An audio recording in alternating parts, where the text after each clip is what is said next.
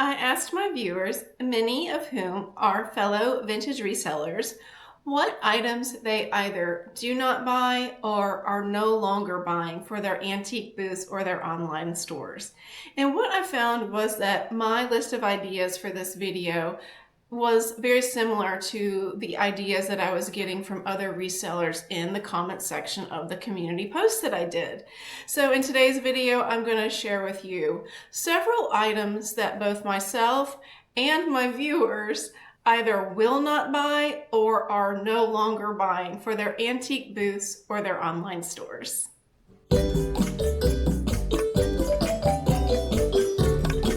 All right, the first one I came up with was Tupperware. And I have talked about Tupperware so many times on this channel because I like vintage Tupperware. I guess it sort of has like sentimental value for me because my mother had a lot of it and I just spent a lot of time with her in the kitchen, either watching her cook or helping her do things or just standing there by the cutting board and while she cooked, and she would just give me, like fruits and vegetables as she cooked. So with Tupperware, what I am finding is that even though it sold fairly well for me in the past, that now it is just sitting and sitting.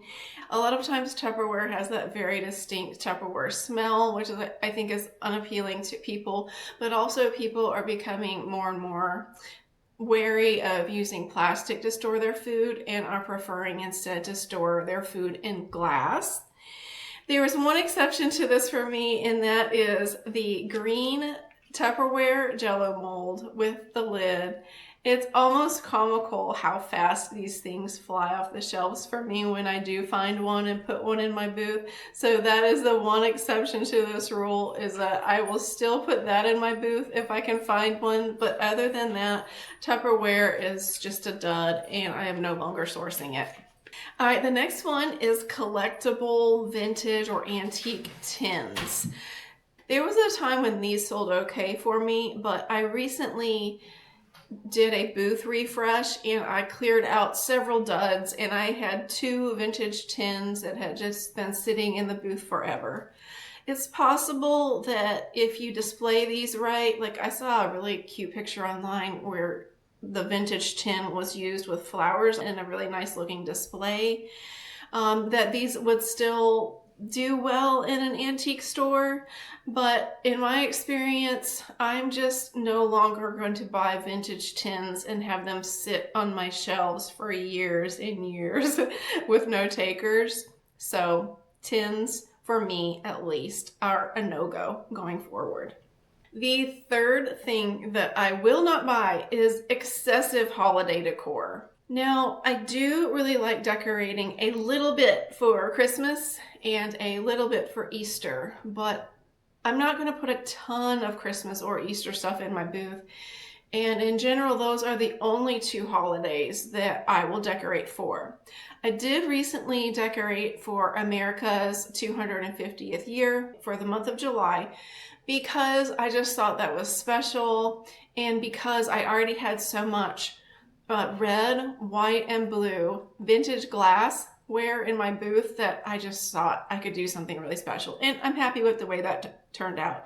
But as a rule for me, I don't celebrate every holiday. But one thing about Christmas decor is that I don't have room to have like an entire section devoted to Christmas decor all year. So what that means is I put my Christmas stuff in, hopefully like by the end of November. Hopefully by then, ideally earlier than that. But then come January 1st, I have to take everything out, bring it back home, put it back in inventory. And every year that Christmas decor and Easter decor doesn't sell for me, I am carrying that inventory in my numbers every year too. So all of that is just kind of like, well, it's a hassle. And I hate to say that because I do love Christmas decor, especially vintage Christmas decor. But the whole inventory aspect of it has just led me to decide not to overdo it on holiday decor. All right, the next category is collectible plates. You know the kind, like the Bradford Exchange or the Danbury Mint collectible plates. These are just such a tough sell that I do not buy these for my antique booth. Okay, for this one, I got comments from Just TJ49 who said cups, logo glasses, and collector plates. Also from FPL_Diz who said, my first trip to Goodwill, I saw all the collector's plates they usually have. I thought, wow, these are great. I didn't look correctly at the comps, and they're still sitting in my shop. Also, China hasn't sold, and it's so heavy, I'll never buy a whole set again. More on China later. So yes, collectible plates are just going to be a tough sell, and I do not source them for my antique booth. The next category, and this is something that I came up with, is anything that needs to be fixed or repaired, including a sewing repair, or needs to be dry cleaned. So this is just a personal preference for me. I know that there are very industrious resellers out there who are really good at getting something that needs a repair or a sewing repair or needs to be dry cleaned and getting that done and getting those items listed or getting those items on the shelves in your shop. That person is not me. I am terrible about accomplishing things like that. I guess it's a little bit of laziness, but I feel like there's other people out there like me who, if you buy something that needs a repair or needs to be dry cleaned, that they will end up in a death pile of projects and either never get done or take a very long time to get done. This is my experience. If you don't agree with any of this, please feel free to jump in the comments. I do read all of my comments and I try very hard to respond to every single one. All right, the next category of thing, and this one's hard for me, is because I like them, is precious moments. I am no longer sourcing precious moments figurines for my booth. And it's not because I don't like them. It's because Goodwill has apparently decided that every precious moments is going to be $5.09. When everyone is $5.09, the profit margin for me just is not very high. And so that is why I'm just not buying them. Now I still will if I can find one for $1.09. Is it just my Goodwill, or is everything priced with a 9 at the end? Everything at Goodwill is either $1.09, $1.39, $5.09. I don't know, maybe that's just my Goodwills in my area. All right, the next one is CorningWare with no design or no pattern. I found one recently at an estate sale and it was out in the garage. It was the estate sale, if you've been watching my videos, where the air conditioning wasn't working and Georgia summers, telling you, they are not fun. Air conditioning is a must. So my husband and I braved that estate sale as long as we could, and there was one of those CorningWare percolators out there. It was just the plain white. It didn't have any pattern or design on it, so I just let it go.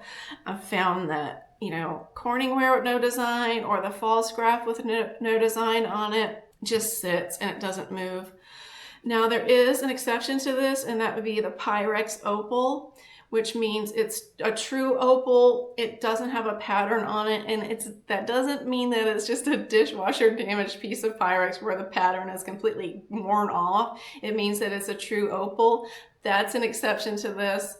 If you find one of those, definitely get it, but you need to research and know that what you're getting is a true opal and not just something that's so damaged that it's white.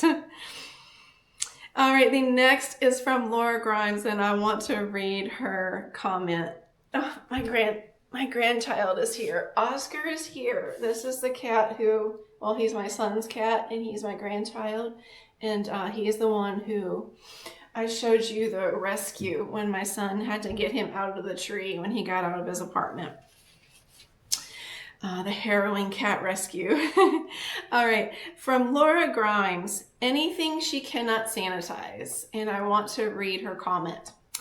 As a former biology teacher and intimately familiar with bacteria and microorganisms of all kinds, I won't buy anything that I cannot sanitize. Too many superbugs are out there these days. I have to agree with you, Laura, on that one. I don't like things that I can't wash generally. And then I will get things that are wooden, but a lot of times I find when I buy things that are wooden, the wood either smells mildewy or musty if it's been in a basement that's not properly dehumidified or been in a garage. We just have a lot of humidity here in Georgia, and so I will run into things that just don't smell good and they're difficult to clean if they're wood. So I definitely can agree on that. Recently there was that whole thing with that beautiful salt box that I found at an estate sale, and I didn't realize it until I got home, but it was just really, it smelled like mildew. It was the wooden lid that smelled like mildew, and it was a beautiful vintage piece, you know, made in Germany, had a really old stamp on it. It was just adorable and special, but it took me days, and I got comments from my viewers on how to try to fix the smell, and it took me days to rectify that thing. I mean, I put it in the freezer, I put it in the sun, I cleaned it, and ultimately I put it in the booth. When I put it in the booth though, it still didn't smell great. It just smelled like old wood, but at least it no longer smelled like mildew. Also, Jamie Lou 24 said that she will not purchase shoes, secondhand shoes. I think that's wise.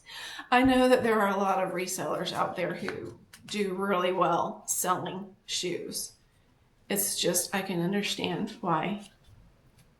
There's a difference between wearing a secondhand piece of clothing and a secondhand pair of shoes, in my opinion. That's just me. Because, I mean, you can just throw a piece of clothing in the wash. You can wash shoes as well. I don't know, but it's different. It's just different. I've probably gone on long enough about that category. All right, the next one is pillows or upholstery.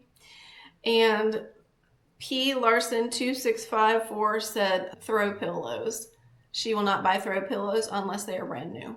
They are hard to sell. Perhaps because buyers think that other people's sweat could be embedded in them. That's a good point, P. Larson. And I agree with you. And then another person, had not thought about this, but Terry Selesky 9794. I apologize if I mispronounced your last name, Terry. Says, I will never buy pillows or upholstery secondhand. I moved into an apartment once infested with fleas hiding in the carpet fabric. Okay, so if you've been watching my channel, you will know that there are certain things where I'm just like a little bit too obsessed with, and I overbuy things like coffee cups for the booth. One of the things that has nothing to do with the antique store that I really like is cat trees. And I like to get new ones whenever I can afford to buy new ones because they get so scratched up.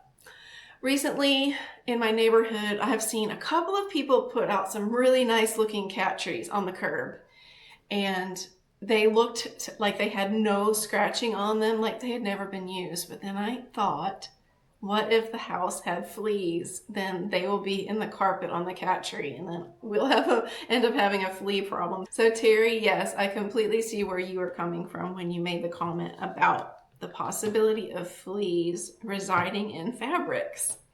All right, the next one is collectible dolls. And this is something that is a little bit of fun that on my channel is that whenever I am in an antique store or a thrift store and I see dolls or clowns, I like to put a little scary, creepy music on. I don't want to offend anyone by that. It's just, I don't know, it's just something that I've started doing and I think it's funny. And I think that a lot of you think it's funny, but anyway, I don't source collectible dolls. When people ask me if they say they have this collection of dolls and they want to know if I can sell them on consignment for them in my booth, I feel bad declining, but I have to suggest that they try to sell them themselves on Facebook Marketplace or eBay or something like that, because dolls just do not move. So I do not source them for my booth. Jane Langford, who is a viewer, said, mugs. No, wait, I buy at least one mug every time I go to Goodwill. That's me too. I buy too many. Jane also said clear glass items. They just sit and sit, and I end up wrapping them up and taking them to Goodwill, meaning she donates them back. I've done that too. Nice or novel picture frames, they sit in my booth forever. I have experienced that. I will get a picture frame that I think is absolutely fabulous, and apparently I'm in the minority in thinking how fabulous it is. And then Jane also said collectible dolls, which I have to agree with. The next category of something that I absolutely will not buy is an entire set of china. Now, this is because I sell in a brick and mortar store. If I sold online, this would be completely different for me because I like china. I really like vintage china patterns, and I would probably have like an entire basement full of sets of china if I sold online. One of the reasons why I don't sell online is because I have a feeling I would have like an inventory like explosion in my house. But when I first started at my very first antique booth, the owner of the store, her name is Maggie, and she's the owner of Decatur Vintage Market. She said people do not want an entire set of china. She said a lot of people have their mother's china, their china from their wedding pattern, their grandmother's china. Like they have like 3 sets, and the last thing that they want is an entire set. But I do think that there is a market in an antique store for individual pieces, because you will have people looking to replace things that have broken or become lost over the years. And at least in my experience, when I've looked on replacements.com, which is a great place to buy, replacement pieces, the prices are high. So if you can beat their prices, then I do think that there is a market for that. But an entire set, I just will not source from my antique booth. All right, I want to specifically go into comments that my viewers who are online sellers said, because I had 2 viewers who said very similar things about heavy, breakable items that they just do not buy for their online shops. And here is the reason why. Melanie Ferguson said, I don't buy or list. I donate my heavier breakables to sell on eBay or Etsy. Buyers want a deal on shipping, and I have no way to reduce shipping costs except to use pirate ship, so my rates are as low as they can be, and no heed is paid to fragile, handle with care labels, apparently, once packages leave my custody. I think this makes large, fragile, costly to ship items perfect for vintage booths and antique stores. That's from Melanie at the Oregon coast. Melanie, what is the weather like on the Oregon coast? I bet it is fabulous right now. I bet it's like not 95 degrees with 90% humidity, or maybe it is. I have no idea. And then Connie Black also said about online sales, anything big and heavy and really fragile, she does not buy. It's just not worth it on eBay because the shipping is too crazy and you have to lower the price so much to offset the shipping cost. If I do sell something like that, it takes forever to sell, and usually I've lowered it so much that it isn't worth it. On top of it, it takes up too much room. Kind of touching on that what I just said about my fear that if I did sell online, I would just have like a massive inventory explosion in my house of stuff and would have trouble, just dealing with all of that stuff. So that's from the online sellers, and I think that that's valuable information here. Finally, I got a comment from someone who is not a vintage reseller, but is a buyer. And I thought that her perspective was also valuable to us so that we can sort of get inside our customer's mind. This comment is from NMC 1604. I won't buy used shoes, pillows, or upholstered furniture. No used books or magazines either. I like to be the first person to read them. No Christmas items. I own too much already. I'm not a seller. When I buy something, I sometimes find it hard to let it go, so I have had to limit my purchases lately to costume jewelry and vintage postcards. Interesting. They don't take up a lot of room. I had a storage unit full of depression glass and tchotchkes and donated it. I was paying to store things that I didn't have room for in my house. you didn't ask this, but I love old plates. My great-grandmother displayed plates in her house. So I think she has that connection, sort of like I like things because my mother loved them. I have one of her plates. It's cornflower blue and I treasure it. And teddy bears. I love teddy bears. Thank you for that. So that's really valuable information from someone who buys and doesn't sell. So thank you for that. I hope that you found this list today interesting, valuable, helpful. Please let me know in the comments if you agree or you disagree with anything that I've said here. And if you enjoy this type of content, please don't forget to subscribe to the channel and give the video a like. It is completely free to subscribe to someone's YouTube channel, and I would love to see you again and for you to become part of this community. I've gotten so much valuable information from my viewers, not just like list type of videos like this, but also what I was saying earlier. I've gotten so much good advice from my viewers when I was struggling with how to clean something that smelled bad, or there's just so many examples of this. So I hope that you'll subscribe and join the community. Thank you so much. I'm just going to put up a screen now to show you all of the names of the people who contributed to this video. Thank you so much for your contributions. And as always, I look forward to seeing you all again in the next video.